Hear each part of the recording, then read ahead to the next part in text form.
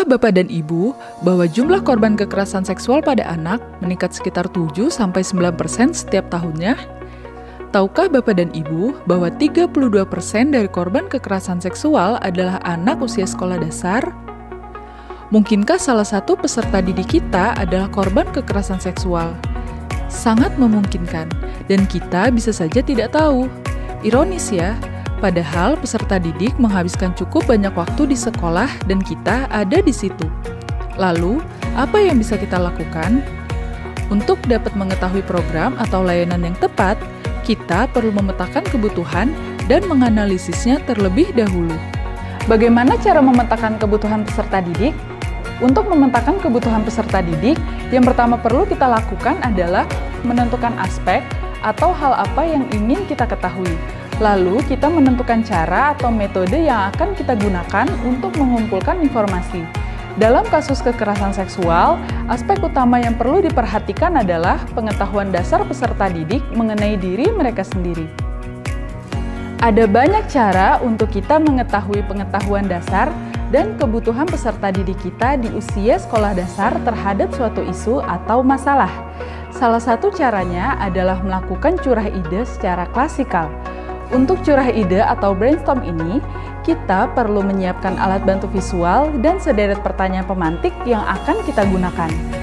Untuk peserta didik di kelas 1-2, kita bisa menyiapkan gambar anak perempuan dan anak laki-laki menggunakan kaos dalam dan celana dalam atau celana pendek.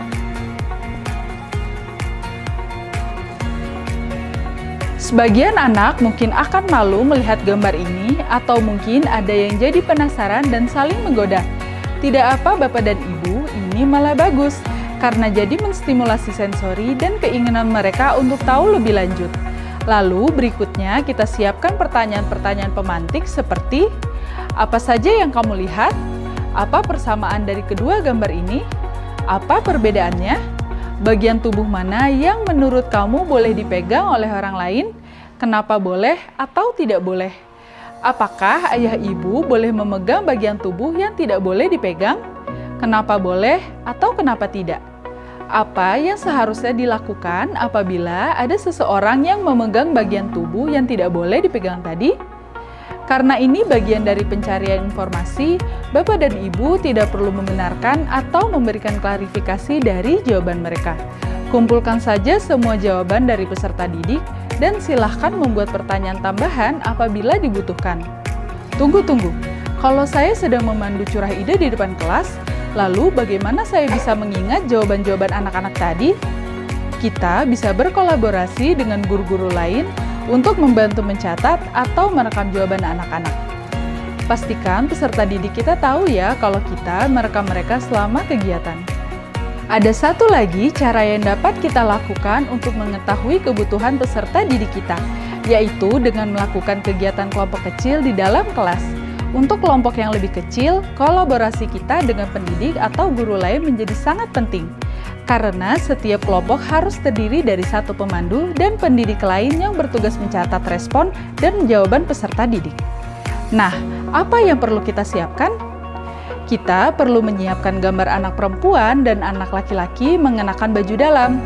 Untuk peserta didik di fase yang lebih tinggi, gambar organ reproduksi juga bisa digunakan sebagai alat peraga. Lalu, apa yang dilakukan dengan gambar-gambar tersebut? Untuk peserta didik di kelas 1 dan 2, pendidik dapat menyiapkan satu set gambar anak laki-laki dan anak perempuan untuk dibagikan ke setiap anak. Gambar yang dibagikan akan memberi stimulus yang baik karena mereka dapat melihat lebih dekat dan memegangnya secara langsung, sehingga dapat membantu mereka untuk lebih konsentrasi. Pendidik dapat mengajukan pertanyaan-pertanyaan pemantik dan meminta mereka menjawab dengan menunjuk pada bagian gambar. Pastikan Bapak dan Ibu mengafirmasi jawaban masing-masing peserta didik tanpa menyalahkan atau membenarkan ya. Kita hanya butuh mereka memberikan jawaban dan mencatat jawaban mereka. Kita juga dapat meminta mereka untuk memberi tanda silang menggunakan alat tulis untuk menunjuk pada bagian tubuh yang menurut mereka adalah area privasi yang tidak boleh disentuh oleh orang lain.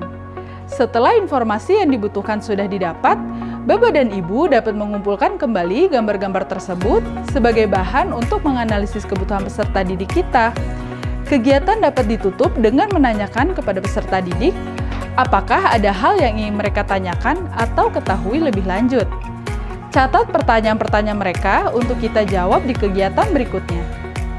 Setelah 2 contoh kegiatan sebelumnya, Bapak dan Ibu dapat menganalisis kebutuhan peserta didik dengan melihat kembali jawaban yang mereka berikan melalui gambar, catatan, atau rekaman video kegiatan.